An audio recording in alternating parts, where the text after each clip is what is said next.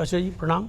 नमस्कार। आप ना संहिता की बात कर रहे थे। हाँ, तैत्तिरीय कोई भी संहिता है, मतलब सम सॉर्ट ऑफ कलेक्शन। जी जी जी जी। कुछ भी आचार व्यवहार प्रिंसिपल हाँ, जो भी है। हाँ, अब ये उपनिषद तो आप बताओगे कौन सा चल रहा है, मैं नहीं बता सकता, आपके सामने क्यों बोलूं मैं। उपनिषद है, ठीक तो है। उसके बारे में आगे विस्तार से बताओ। जी जी जी जी, बिल्कुल बिल्कुल सही। तैत्तिरीय उपनिषद में जो शिक्षावल्ली है, मैं शिक्षा शब्द बोलता हूँ क्योंकि वो शिक्षा स को बड़ी की मात्रा है। हाँ हाँ, वैसे शायद तो आपने हिंदी पिछली में बार भी शिक्षा होती है, हाँ। पर यहाँ शिक्षा शब्द आया है। राष्ट्रीय में छोटी की होती है, ये भी बताया था। हाँ जी हाँ जी हाँ जी।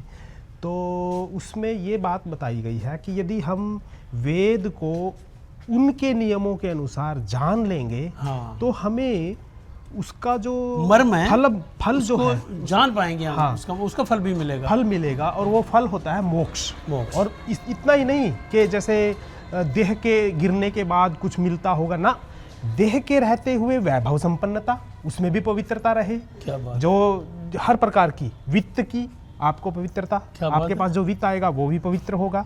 और मनुष्य मैन पावर जो है, सत्ता जो है, वो भी अपवित्र कारणों से साधनों से नहीं बल्कि पवित्र साधनों से। और उसके साथ साथ जो शारीरिक बल है वो भी आपका यूँ नहीं कि मांस मछली और दूसरी मदिरा से आपको वो मिल गए, मतलब वो भी पवित्रता से आपको हृष्ट पुष्ट करने वाला हो।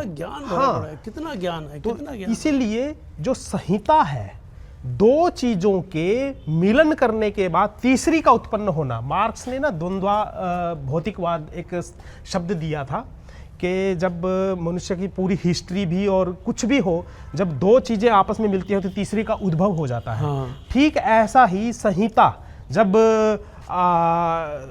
एक जबड़ा है ये नीचे वाला और एक ऊपर वाला, जब आपस में मिलेंगे और उसके बीच में अन्न रखेंगे तो हमें हष्ट पुष्टता मिलेगी, हमारा रक्त बनेगा, हमें ताकत मिलेगी, आगे बढ़ने की जीवन मिलेगा।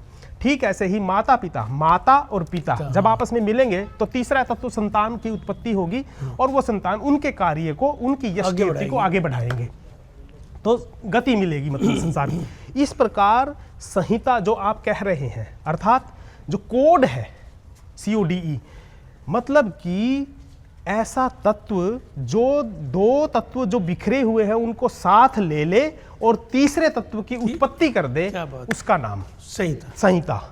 तो यहाँ पे अध्यात्म विद्या की बात आती है कि जब आप सही रूप में, सही उच्चारण से, सही विधि से उन सब चीज़ों को इकट्ठा करेंगे, जैसे गुरु और शिष्य है, उनके बीच में विद्या लेकर आएंगे तो ज्ञान का प्रसार होगा।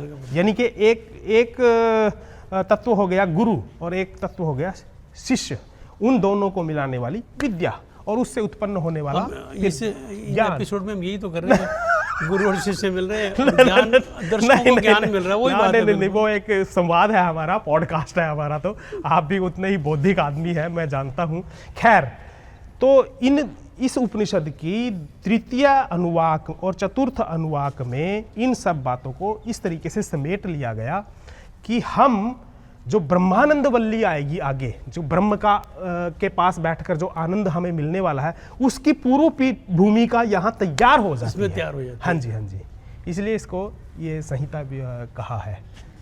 क्या बात, मतलब आपका जो ना रुचि से रुचि बढ़ती जा रही है, रुचिकर होता जा रहा है। उपनिषद में तो बहुत मजा आएगा, मतलब आगे हम आपके सर बहुत बहुत आभारी हैं और हमें शिष्य रूप में आप स्वीकार करें। नहीं, ये बात मत कहा करो आप। आप मुझे फिर अच्छा नहीं लगता, मुझे